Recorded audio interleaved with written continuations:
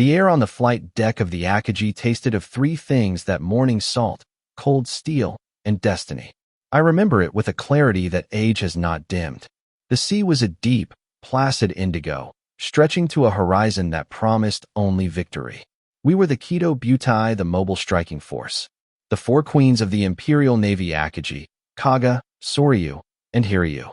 We were a spear forged in the fires of Pearl Harbor, sharpened in the Indian Ocean, and now poised to strike the final, decisive blow against the Americans at a tiny atoll they called Midway.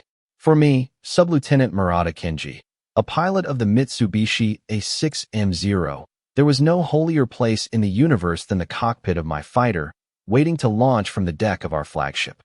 We felt inevitable. That is the only word for it. Our commanders, the stoic Vice Admiral Nagumo and the brilliant, visionary Minoru Jinda, had created a plan that was less a strategy and more a piece of exquisite, deadly clockwork. It was a plan of such beautiful complexity, involving feints in the Aleutian Islands and a main battle fleet trailing hundreds of miles behind us, that it seemed to possess the perfection of a law of nature.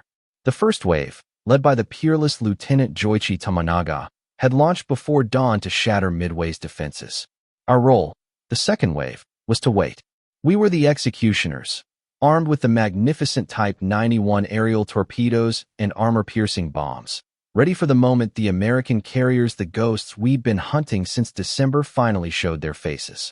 We sat in the ready rooms, sipping cool tea, sharing jokes about the sweethearts we would see after this final, glorious battle. We were young, we were the best pilots in the world, and we believed the sun itself rose only with the Emperor's permission. The first crack in that perfect universe was not a sound, but a silence. Tamanaga's planes returned, dotting the sky, their engines sputtering on the last of their fuel. They were victorious, of course, their reports confirming the destruction of Midway's air force. But the reports they brought back were unsettling. Midway's planes were broken, yes, but the island's ground defenses, its anti-aircraft batteries and runways, were still alive. Stubborn. Then came Tamanaga's clipped radio message, a message that would echo in the minds of the survivors for the rest of our lives: there is a need for a second strike. Imagine a master watchmaker, whose timepiece has never lost a second, suddenly hearing a spring go twang. That was the feeling on the Akagi's bridge. A second strike on Midway? But our planes, my plane, were armed for ships. The plan, the perfect, beautiful plan, had no room for this contingency. A debate, sharp and urgent, began in high command. We could feel it through the vibrations of the deck plates, a subtle change in the rhythm of the great ship. And then the order came down, an order that felt like a violation of nature: rearm the second wave for a land attack. Down in the hangar decks, it was controlled chaos. The armorers, sweating in the confined, fume-choked space, began the Herculean task of removing the massive torpedoes and replacing them with 800-kilogram land bombs. It was a slow, agonizing, dangerous process. Each torpedo weighed a ton and had to be carefully winched off its rack. Each bomb had to be hoisted from the magazine deep in the ship's belly and delicately secured. We pilots waited, our confidence beginning to fray. This was not the Kido Butai way. Our way was speed, precision, overwhelming force delivered in a single, elegant blow. This was clumsy, hesitant, a stutter in the poem of war. And then, just as the last bombs were being armed, the real ghost appeared on the radio. A scout plane from the cruiser Tone, delayed for a critical half-hour by a faulty catapult, sent a message that froze the blood. Sighted 10 enemy ships. A pause. A lifetime. Then the words that sealed our fate. Enemy is accompanied by what appears to be a carrier. There it was. The moment the entire plan was built around. But it came at the worst possible time. The American fleet was here, and we were a mess. Our flight decks were clogged with the returning first wave, planes needing to land, refuel, and rearm. Our hangar decks were a scrapyard of ordnance, with torpedoes and high-explosive bombs stacked next to each other like cordwood, a pyrotechnic nightmare awaiting a single spark. And our second wave of planes were armed with the wrong weapons. Another order, this one laced with pure panic, screamed through the ship's speaking tubes: cease rearming. Switch back to torpedoes. Prepare to launch immediately. The armorers, exhausted and confused, swore and began the impossible task of reversing the process. Bombs off, torpedoes on. Fuel hoses snaked across the deck. The ship heeled over, turning into the wind, the deck angling for launch. Up in the ready room, we strapped on our helmets, a grim silence replacing the easy confidence of the morning. Something was wrong. The perfect clockwork was broken. The rhythm was gone. We were no longer the hunters. We could all feel it. We were the hunted. We were exposed. The klaxons screamed for action stations as the first American torpedo, planes slow, obsolete devastators came in low against the horizon. Our Zeros of the combat air patrol fell on them like hawks on pigeons. It was a massacre, but it was a distraction. It pulled our eyes down to the waves, to the splashes of dying American planes. No one was looking up. Up in the brilliant, sunlit sky, where God himself seemed to be smiling on the Japanese Empire, dozens of ghosts were coming. They were called dauntless dive bombers. And they were diving not on our escorts, not on the periphery of our fleet, but straight towards the beating heart of the Kido Butai. Straight towards my home, the Akagi. How did they know? How did they find us in the middle of this impossible blue emptiness, at the precise moment of our greatest vulnerability? It was a question that defied all logic of war. It felt less like a tactic and more like a betrayal by fate itself. For years, that question haunted me in my bunk. The answer, I would later learn, was found not on the ocean, but in a windowless room thousands of miles away. For decades after the war, the official story, the one taught in our naval academies, the one Nagumo's surviving staff officers clung to like a life raft, was a story of terrible, almost cosmic, bad luck. It was a narrative designed to soothe the soul of a defeated empire. It said the gods of war, who had smiled upon us from Pearl Harbor to the Dutch East Indies, had simply turned their faces away at the critical moment. The plan, they insisted, was sound. The warriors were brave. But fortune was a fickle mistress. You can see the logic, can't you? It's a clean explanation. It fits the facts, if you only look at them from the bridge of the Akagi. The scout plane from the cruiser Tone, number 4, was a half-hour late getting into the air because of that faulty catapult. A 30-minute delay. In that half-hour, history turned on its hinge. Had it launched on time, Nagumo would have known about the American carrier an hour earlier. The chaos of rearming the bombers would never have happened. The first wave would have returned, refueled, and joined a perfectly armed second wave to annihilate the American fleet. The entire battle becomes a footnote, another glorious victory for the Kido Butai. It's a comforting story. It blames a piece of metal, a faulty mechanism, not a man or an idea. And the American attack? In this version of the story, it was a testament to their foolishness. They came at us in waves of obsolete planes, uncoordinated, without fighter escort. The TBD Devastator torpedo bombers, we called them flying coffins.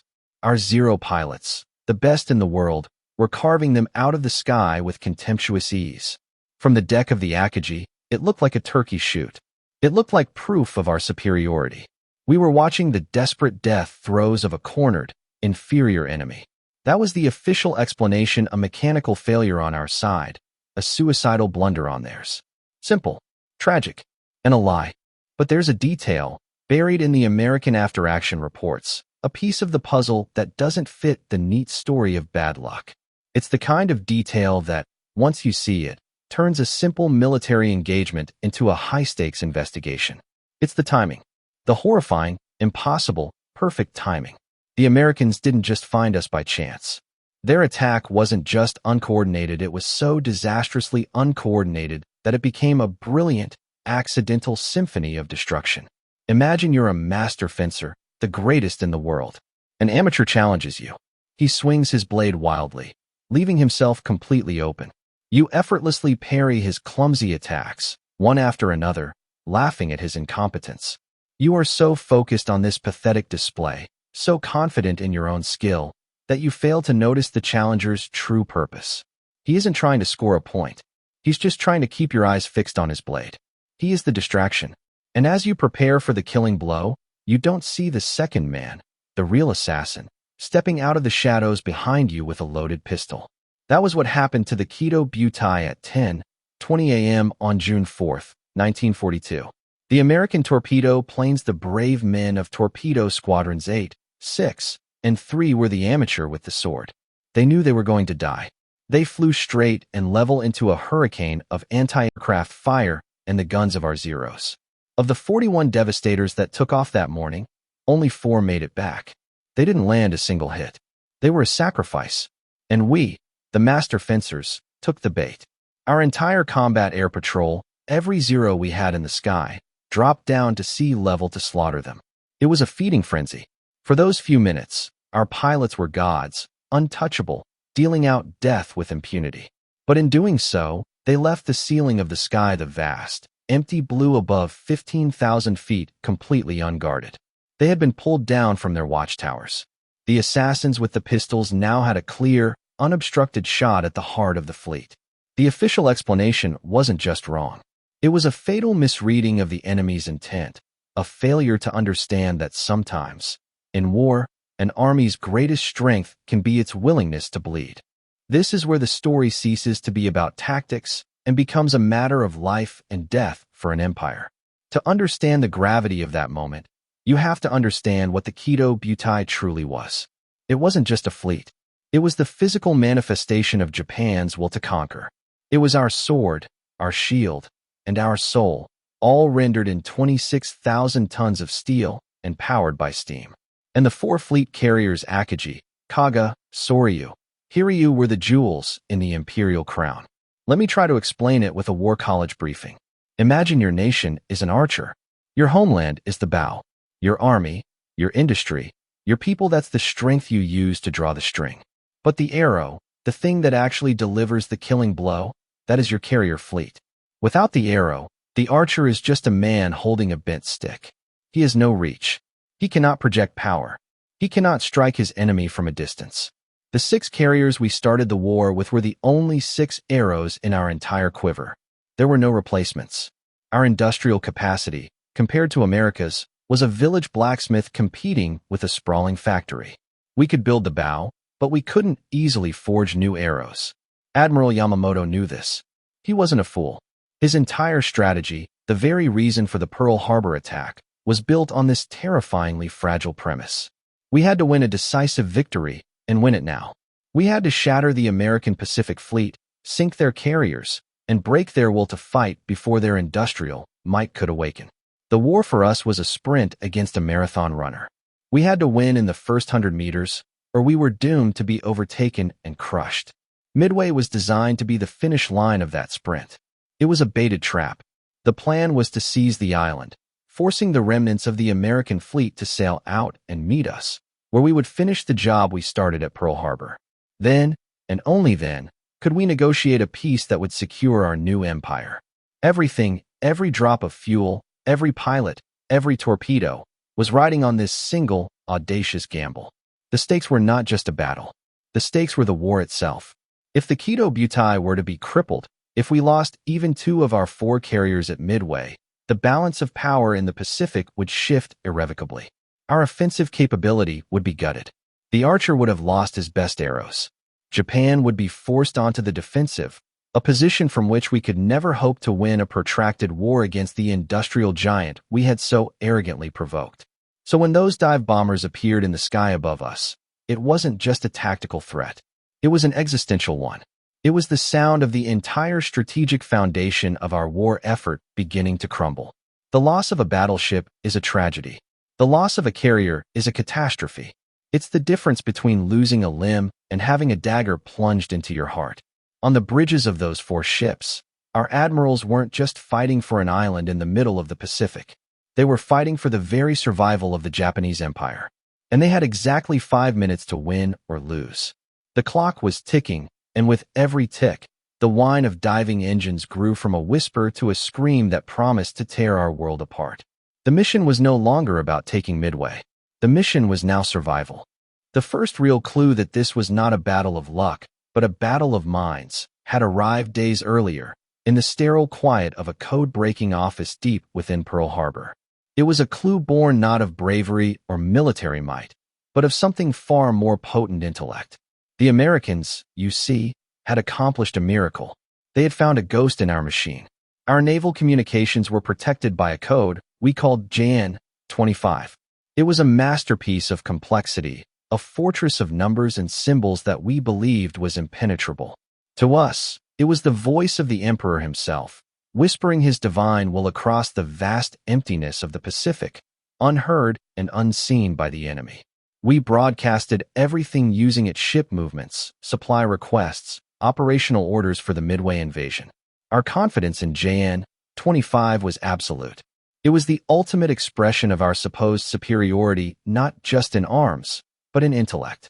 This confidence was a critical flaw, a form of hubris so profound it blinded us to the impossible. The Americans, led by a brilliant, eccentric cryptanalyst named Joseph Rockefort, had been chipping away at this fortress for months. Imagine a massive stone wall, 1,000 feet high. You have no tools, only your bare hands. You find a single, tiny crack. You work at it, day and night, your fingers bleeding. The progress is infinitesimal. But slowly, painstakingly, you begin to pull loose small pebbles of meaning. A word here, a grid coordinate there. Rockefort and his team at Station HYPO were those men, working in a windowless basement they called the dungeon, fueled by coffee and obsession, sifting through an avalanche of meaningless noise for the faintest whisper of a signal. By May of 1942, they had pulled enough pebbles from the wall to see a shadow of the structure on the other side. They knew a massive operation was coming. They knew the target was designated by the code letters AF. But they didn't know what AF was. The shadow had a shape, but no name. Was it the Aleutian Islands? Was it Hawaii? Was it the west coast of the United States? The fate of the war rested on solving this simple, two-letter riddle. This is where the genius of the American plan began to take shape. It wasn't a frontal assault, but a piece of elegant intellectual judo. They decided to use our own confidence in our code against us. They laid a trap, not with mines or torpedoes, but with information. An order was sent via a secure underwater cable to the American garrison on Midway Island. The order was simple: broadcast a message in the clear, using an unencrypted channel, stating that the island's freshwater distillation plant had broken down. It was a lie, of course, a piece of bait tossed into the vast ocean of radio waves. We took it, hook, line, and sinker. A few days later, our own intelligence officers, listening in on American chatter, intercepted a coded Japanese message. It was a routine report, sent from one command to another. Rockefort's team, hunched over their tables in that stuffy basement, painstakingly decoded it. The message read: AF is short on fresh water. In that single, quiet moment, the entire fog of war evaporated. AF was Midway. The shadow now had a name.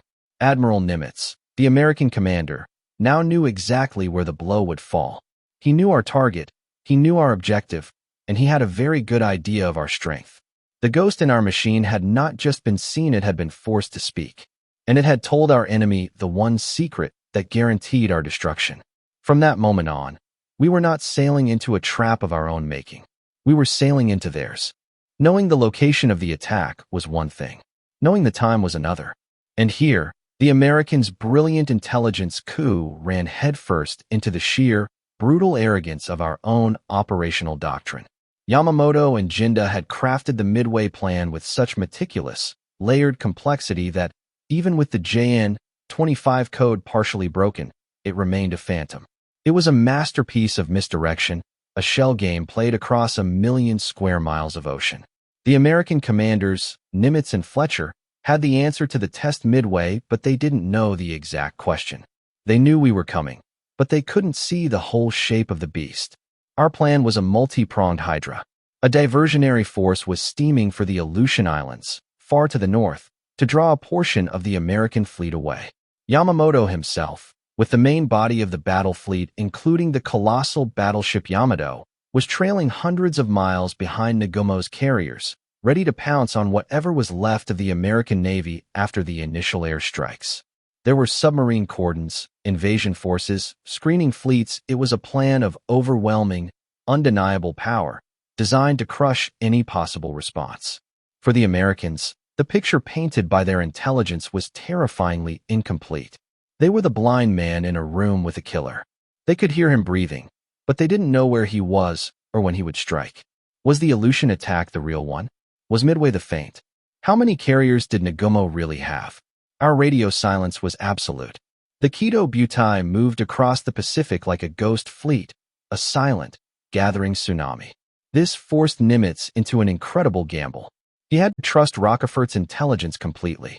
He had to believe, against the conflicting signals and the sheer audacity of our plan, that Midway was the centerpiece. So he gathered his own pathetically small fleet, just 3 carriers, Yorktown, Enterprise, and Hornet, one of which, the Yorktown, was still bleeding from the Battle of the Coral Sea and had been patched up in just 72 hours of frantic dockyard surgery. He then placed them in the one spot on the entire map where they could be simultaneously effective and invisible. He hid them northeast of Midway, in a patch of ocean we called Point Luck, just beyond the range of our scout planes, waiting. And here is where our own plan, our own genius, became our undoing. Minoru Jinda, the architect of Pearl Harbor, had designed our search patterns for the Midway operation. They were a model of naval theory, but they contained one tiny, fatal assumption. Jinda assumed the American carriers, if they were out there at all, would be reacting to our Aleutian feint, or steaming out from Pearl Harbor after our first attack on Midway.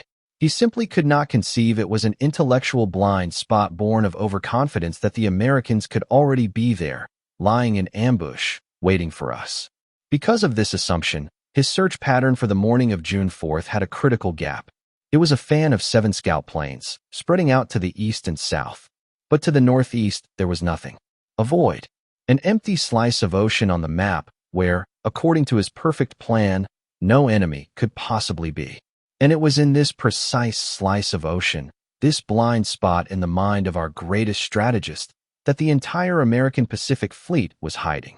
Our promising clue the location of the enemy had led us not to a simple confrontation, but into a meticulously prepared ambush. We were no longer the hunters.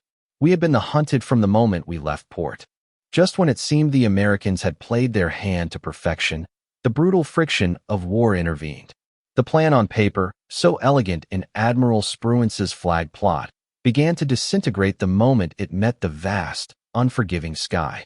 Spruance, commanding the carriers Enterprise and Hornet, made a daring decision based on a single, tantalizing scout report. He launched everything he had.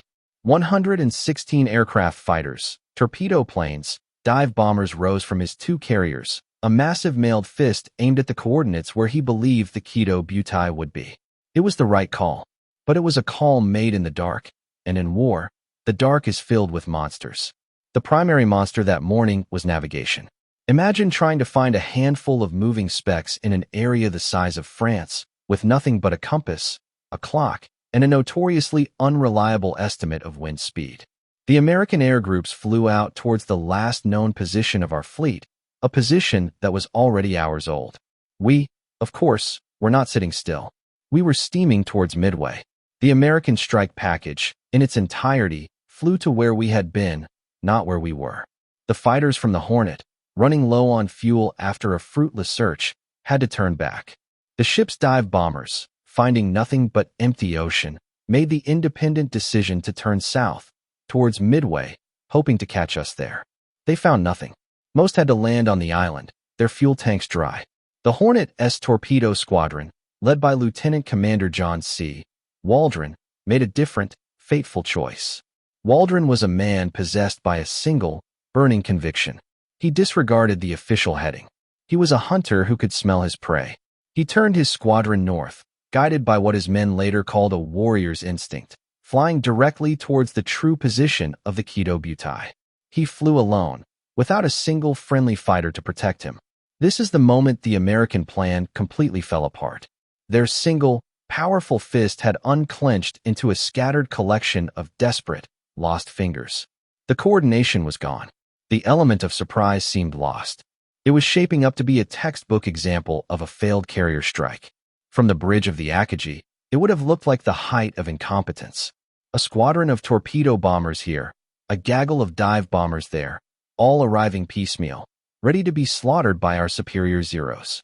But then, a breakthrough from the most unlikely of sources, a single American pilot, Lieutenant Commander C. Wade McCluskey, leading the 33 dauntless dive bombers from the USS Enterprise. Like the others, he arrived at the target coordinates and found nothing. Empty, blue water. His fuel gauges were inching towards empty. Naval doctrine, the rulebook he had sworn to follow, dictated that he turn back. A failed sortie was better than losing his entire squadron for nothing. But McCluskey hesitated. He was at a crossroads: return to safety or gamble the lives of his men on a hunch. And then he saw it. A tiny, insignificant line of white against the deep blue of the Pacific. Awake. It was a single Japanese destroyer, the Arisher, which had been detached from our main fleet to hunt the American submarine Nautilus, and was now racing at flank speed to the northeast to rejoin Nagumo. The Arisher was a breadcrumb. A single, forgotten clue leading back to the heart of the mystery. McCluskey, in a moment of inspired disobedience that would alter the course of the century, made his decision. He would not turn back. He would not fly south. He would follow that wake. He was betting everything: his life, the lives of his men, and the fate of the battle on the simple hope that a single, lonely destroyer was heading home. Following that single, silvery thread of a wake, McCluskey and his dauntless stumbled upon a truth so horrifying, it must have seemed like a mirage. There we were, the entire Kido Butai, laid out on the vast blue table of the Pacific like a banquet for the gods of war. The four great carriers, turning into the wind, their decks crowded with aircraft, their crews moving with the frantic, purposeful energy of a disturbed anthill. For McCluskey, it must have been a vision of both heaven and hell. He had found the ultimate prize, but he was utterly, terrifyingly alone. Down below, on the decks of our ships, we were living through the climax of our own internal crisis.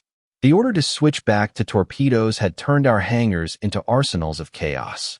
Bombs and torpedoes lay side by side, a pyrotechnic nightmare waiting for a spark. The flight decks were packed wingtip to wingtip with Zero fighters, Kate torpedo bombers, and Valdive bombers, all being refueled and rearmed. We were, at that exact moment, a floating powder keg. Every ship in the fleet was at its absolute peak of vulnerability. This is the uncomfortable truth that the official histories, with their talk of bad luck, always glide past. The disaster at Midway wasn't just the result of a faulty catapult or an enemy's lucky guess. It was the direct, predictable result of our own doctrine. We had built a system of warfighting that was like a beautifully crafted katana, magnificent in the attack, but brittle, with no capacity to absorb a hit. Our carrier doctrine emphasized offensive power above all else. Damage control was an afterthought. Our ships were notoriously vulnerable, packed with fuel and ordnance, with little of the compartmentalization or armor that characterized American carriers. We believed we would always strike first, and that the first strike would always be decisive. We never truly planned for the moment when we would be the nail, not the hammer. The appearance of the American torpedo planes, the brave but doomed squadrons from Hornet and Enterprise, only compounded this fatal flaw. They drew our attention, our fighters, our anti-aircraft gunners, down to sea level. The entire defensive screen of the fleet was focused on the waves. The sky above was forgotten. This wasn't just bad luck, it was a systemic failure. We had allowed ourselves to be completely distracted by the most immediate threat, losing sight of the far more lethal, high-altitude danger. We had built a perfect defensive machine that possessed a catastrophic and ultimately fatal defensive blind spot. For McCluskey, circling at 19,000 feet, this scene of frantic, uncoordinated activity below must have been the confirmation of his wildest hopes. He was invisible, unseen, uncontested. He held in his hands the power to decapitate the Japanese Navy, and no one on our side even knew he was there. The truth his discovery revealed was not that the Americans were lucky. It was that our own arrogance, our own flawed doctrine, and our own rigid adherence to a beautiful but broken plan had led us to this precise moment of self-destruction. We had loaded the gun, aimed it at our own head, and all McCluskey had to do was pull the trigger. This uncomfortable truth that our own system had failed us never reached the man who mattered most. From his flag bridge on the Akagi, Vice Admiral Chuchi Nagumo saw the unfolding battle not as a symptom of doctrinal failure, but as a confirmation of his plan's resilience. The system, as far as he could tell, was working perfectly. The American torpedo attacks were being annihilated. His peerless Zero pilots were reporting kill after kill. The sea around the Kido Butai was littered with the flaming wreckage of enemy planes. To Nagumo, it was a messy, chaotic, but ultimately successful defensive action. The enemy was throwing everything they had at him, and his fleet was swatting them away like flies.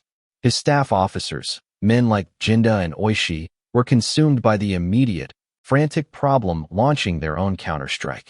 Their world had shrunk to the size of the flight deck. Their reality was defined by fuel hoses, ordnance carts, and the ticking clock. The reports they were getting were fragmented, chaotic, and overwhelmingly positive. Enemy torpedo squadron destroyed. No hits on our ships. Combat air patrol is performing magnificently. Every piece of incoming information reinforced their existing belief they had weathered the storm. Imagine a general in a concrete bunker deep underground. His only connection to the battle is a series of field telephones. One phone rings, and a frantic voice reports a minor enemy probe on the western flank, easily repulsed. Another rings, reporting a small skirmish to the south. Again, a victory for their side. All the data he is receiving paints a picture of success.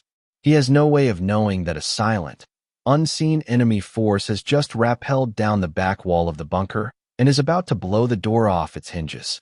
Nagumo was that general. At approximately 10:20 a.m., Admiral Yamaguchi Taman, the fiery, aggressive commander of the 2nd Carrier Division aboard the Hiryu, sent a desperate signal to Nagumo. Yamaguchi was a true carrier admiral, a man who understood air power in his bones. He saw the piecemeal American attacks for what they were, a prelude. He knew that to have planes in the air, the enemy must have carriers nearby. He urged Nagumo to launch his strike immediately, even if it was just the dive bombers, even without a full fighter escort. "Let us launch immediately," his signal pleaded. "Attack now. Seize the initiative before it is lost forever." But the system pushed back. Nagumo's staff, particularly the cautious Jinda, looked at the chaos on the flight decks and saw only the logic of their doctrine. A proper strike required a combined force of bombers and fighters. It required full fuel tanks and the correct ordnance. To launch a piecemeal attack was unorthodox, risky, and a violation of the perfect plan. They advised Nagumo to wait. Wait until the first wave planes were recovered. Wait until the decks were clear. Wait until the strike could be launched properly, as a single, coordinated blow. It was the logical, textbook answer. It was the decision of a system designed for perfect conditions, a system that was utterly incapable of adapting to the fluid, messy reality of combat. Nagumo, a traditional battleship admiral at heart, not an aviator, listened to his staff. He made the fatally conservative choice. He gave the order to wait. The report from Yamaguchi was acknowledged, and then it was ignored. The heretical whisper was silenced by the arrogant king. This was the absolute bottom, the point of no return. 4-5 critical minutes, from 10:20 to 10:25 a.m., the most powerful naval striking force on the planet held its breath, frozen by indecision. On the deck of the Hiryu, Admiral Yamaguchi must have felt a cold dread creep into his soul. His warning, his plea, had been disregarded. He was a passenger on a voyage to a disaster he could see coming but was powerless to prevent. He had shouted a warning, but the men at the helm were deaf, their eyes fixed on the comforting but fatally flawed map of their own making. Down on the flight deck of the Akagi, I was in the cockpit of my Zero, number 32. The air was thick with the smell of high-octane aviation fuel. My engine was turning over, a low, impatient rumble that I could feel in my teeth. Around me were the other pilots of the second wave, our executioner's strike, finally ready to go. The flight deck was perfectly spotted for launch. Every plane was in position. The deck crews were giving the final thumbs up. We were moments away from unleashing hell on the American carriers. We were the loaded gun, the arrow knocked on the string. We were just waiting for the command to fire. The entire fate of the battle, and perhaps the war, hung suspended in those few heartbeats. Had Nagumo listened to Yamaguchi, had he given the launch order at 10:20, our planes would have been in the air. The American dive bombers, arriving minutes later, would have found our flight decks empty. They would have struck our carriers, yes. They would have hurt us, but they would not have killed us. The heart of the Kido Butai, our pilots. Our planes would have been airborne, a vengeful swarm already on its way to find their nests. We would have lost ships, but we would have gutted their fleet in return. It would have been a bloody, brutal exchange, but it would have been a fight. But the order never came. The system, in its arrogant pursuit of perfection, chose to wait. And in that wait, it sealed our doom. At 10:22 a.m., a lookout on the Akagi's bridge screamed a warning, his voice cracking with disbelief. He was pointing up into the brilliant, sunlit sky that we had so foolishly left unguarded. I remember tilting my head back, squinting against the glare from inside my cockpit. And then I saw them. First one, then three, then a dozen, then more. Little black specks, growing larger with astonishing speed. They weren't flying. They were falling, plummeting out of the sun from an impossible height, their wings glinting, trailing thin ribbons of smoke. They were the Dauntless, McCluskey's squadron from the Enterprise, and, at almost the same instant, another squadron from the wounded Yorktown led by Max Leslie. The assassins had stepped out of the shadows. The ship's anti-aircraft guns began to hammer away in a frantic, useless barrage, the shells bursting thousands of feet below the plunging attackers. The klaxons shrieked, a sound not of warning, but of pure, animal panic. There was no time. No time to launch. No time to clear the deck. No time to even run. The disaster that Yamaguchi had tried to prevent was no longer an approaching threat. It was here. It was falling on our heads at 300 miles per hour. We were the nail, and the hammer was about to strike. The world didn't end with a bang. It ended with a sound like a giant tearing a sheet of metal in half. The first American bomb, a 1,000-pounder dropped by Lieutenant Dick Best, hit the flight deck of the Akagi just aft of the central elevator. I watched it happen from my cockpit, not 50 meters away. It wasn't a clean explosion. It was a catalyst. The bomb punched through the thin deck, plating as if it were paper, and detonated in the hangar below the hangar that was still packed with the fully armed and fueled torpedo bombers of our strike force. What happened next is not a memory. It is a series of flashes burned onto the back of my eyes. A geyser of orange and black erupted from the center of the ship, hurling the massive elevator into the air like a child's toy. A wave of heat, so intense it felt like the sun had fallen onto our deck, washed over my Zero, crazing the canopy glass. The planes parked next to me simply vanished in a bloom of fire. My own aircraft was lifted by the shockwave and slammed back down, shattering the landing gear. One moment I was a pilot, the pride of the Imperial Navy, about to launch into glorious battle. The next, I was a passenger in a burning steel coffin, sliding across a deck slick with fuel and blood. The bombs on the planes in the hangar began to cook off. It was a chain reaction of unimaginable violence. Secondary explosions, deep within the ship's guts, tore the Akagi apart from the inside out. The deck beneath me buckled and warped. Men, their bodies alight, ran screaming from the flames before collapsing. It was no longer a warship. It was a slaughterhouse. And it wasn't just us. I could see the Kaga, our sister ship, sailing parallel to us. She took 4 direct hits in less than a minute. Her entire bridge was obliterated. A massive fire engulfed her from bow to stern. Then the Soryu, further ahead. 3 bombs struck her in quick succession, turning her into a pillar of smoke so thick it blotted out the sun. In less than 5 minutes, the time it takes to boil a kettle of water, the 3 queens of the Kido Butai were transformed into floating crematoriums. The pride of the Empire, the invincible striking force that had terrorized the Pacific for 6 months, had been broken, gutted, and set ablaze by a few dozen airplanes. It was so fast, so complete, that it felt less like a battle and more like a judgment from a vengeful god. The ignored warning, the fatal hesitation, the arrogant belief in a perfect plan, this was the price. The tragic, avoidable cost of a system that could not adapt. From the deck of the Hiryu, the only carrier to escape the initial attack, Admiral Yamaguchi watched the unfolding apocalypse.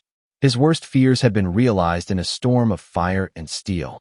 He was now in command of the smoldering ruins of the Japanese fleet. The disaster he had tried to prevent was now his to manage. The war, for all intents and purposes, was lost. And it was lost in those 5, silent, terrible minutes before the bombs began to fall. For years, even decades, the story remained frozen in that image of fire and smoke. It was a tale of American heroism and a stunning reversal of fortune. In Japan, it was a wound so deep it was simply not spoken of, a national shame shrouded in silence. The surviving officers, men like Minoru Jinda, went on to have careers in the post-war world, their personal accountability for the disaster buried beneath the larger rubble of a lost war. The official explanation stood firm: it was tragic, cosmic bad luck. The faulty catapult, the perfectly timed attack. a freak accident of history. Then, in the late 1960s, a new generation of American and Japanese historians began to dig. Documents, sealed for a quarter of a century, were declassified. The ultra-secret The Breaking of the JN 25 code was finally revealed to the public. It was the first key turning in the lock. Suddenly, the American presence off Midway was no longer a lucky guess, but the result of a brilliant intelligence victory. The battle was reframed. It was not a gamble, it was a calculated ambush. But the final, most crucial piece of the puzzle came from the men themselves. Old veterans, their hair now white, their hands unsteady, began to tell their stories. Pilots, radio men, intelligence officers, men who had been small cogs in the great machine, sat down with historians. In America, the men of Station HYPO finally spoke of their desperate race to decipher AF. In Japan, junior officers who had survived the inferno of the carriers began to whisper about the debates on the flag bridges, the arguments between staff officers, the disregarded warnings. Slowly, painstakingly, a new picture emerged. It was built from fragments: a decoded radio intercept here, a translated battle report there, a pilot's faded logbook, a strategist's post-war memoir. And when all the pieces were finally assembled, the myth of bad luck evaporated completely.